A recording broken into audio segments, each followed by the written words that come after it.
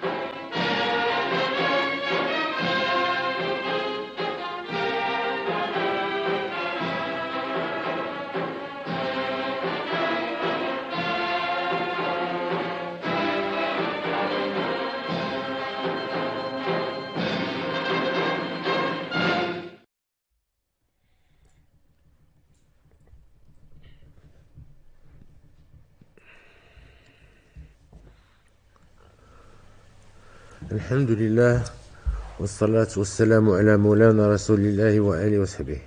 قال تعالى: إنا فتحنا لك فتحا مبينا. صدق الله العظيم. شعبي العزيز، بعد 50 سنة من التضحيات، ها نحن نبدأ بعون الله وتوفيقه فتحا جديدا في مسار ترسيخ مغربية الصحراء والطي النهائي لهذا النزاع المفتعل في إطار حل توافقي على أساس مبادرة الحكم الذاتي. وإنه من دواعي الاعتزاز أن يتزامن هذا التحول التاريخي مع تخليد الذكرى 50 للمسيرة الخضراء والذكرى 70 لاستقلال المغرب. وبهذه المناسبة يسعدني أن أتقاسم معك اليوم مشاعر الارتياح لمضمون القرار الأخير لمجلس الأمن.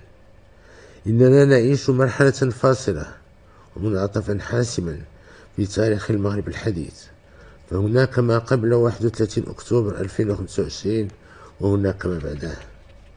لقد حان وقت المغرب الموحد من طنجة إلى القويرة الذي لن يتطاول أحد على حقوقه وعلى حدوده التاريخية.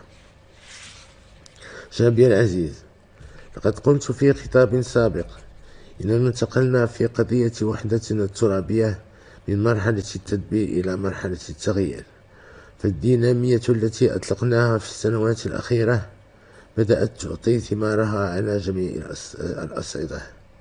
ذلك أن ثلثي الدول بالأمم المتحدة أصبحت تعتبر مبادرة الحكم الذاتي هي الإطار الوحيد لحل هذا النزاع، كما أن الاعتراف بالسيادة الاقتصادية للمملكة على الأقاليم الجنوبية عرف تزايدا كبيرا بعد قرارات القوى الاقتصادية الكبرى كالولايات المتحدة الأمريكية وفرنسا وبريطانيا وروسيا وإسبانيا والاتحاد الأوروبي بتشجيع الاستثمارات والمبادلات التجارية مع هذه الأقاليم، وهو ما يؤهلها لتصبح قطبا للتنمية والاستقرار ومحورا اقتصاديا في محيطها الجوي بما في ذلك منطقة الساحل والصحراء.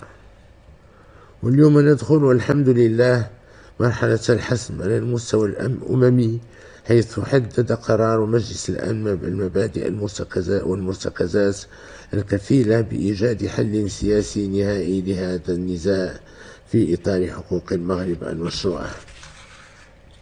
وفي سياق هذا القرار الأممي سيقوم المغرب بتحيين وتفصيل مبادرة الحكم الذاتي، وسيقدمها للأمم المتحدة لتشكل الأساس الوحيد للتفاوض باعتبارها الحل الواقعي والقابل للتطبيق. ولا يفوتنا هنا أن نتقدم بعبارة الشكر والتقدير لجميع الدول التي ساهمت في هذا التغيير بمواقفها البناءة ومساعيها الدؤوبة في سبيل نصرة الحق والشرعية. وأخص بالذكر الولايات المتحدة الأمريكية بقيادة صديقنا فخامة الرئيس دونالد ترامب الذي مكنت جهوده من فتح الطريق للوصول إلى حل نهائي لهذا النزاع. كما نشكر أصدقائنا في بريطانيا وإسبانيا وخاصة في فرنسا على جهودهم من أجل نجاح هذا المسار السلمي. ونتوجه أيضا بجزيل الشكر لكل الدول العربية والإفريقية الشقيقة التي ما فتأت تعبر عن دعمها الدائم ولا مشروط لمغربية الصحراء وقضاء مختلف الدول عبر العالم التي تدعم مبادرة الحكم الذاتي. ورغم التطورات الإيجابية التي تعرفها قضية وحدتنا الترابية، يبقى المغرب حريصا على إيجاد لا غالب فيه ولا مغلوب، إيجاد حل لا غالب فيه ولا مغلوب يحفظ ماء وجه جميع الأطراف. فالمغرب لا يعتبر هذه التحولات انتصارا، ولا يستغلها لتأجيج الصراع والخلافات. وفي هذا السياق نوجه نداء صادقا لإخواننا في مخيمات تندوف لاغتنام هذه الفرصة التاريخية لجمع الشمل مع أهلهم وما يتيحه الحكم الذاتي للمساهمة في تدبير شؤونهم المحلية وفي تنمية وطنهم وبناء مستقبلهم في إطار المغرب الموحد.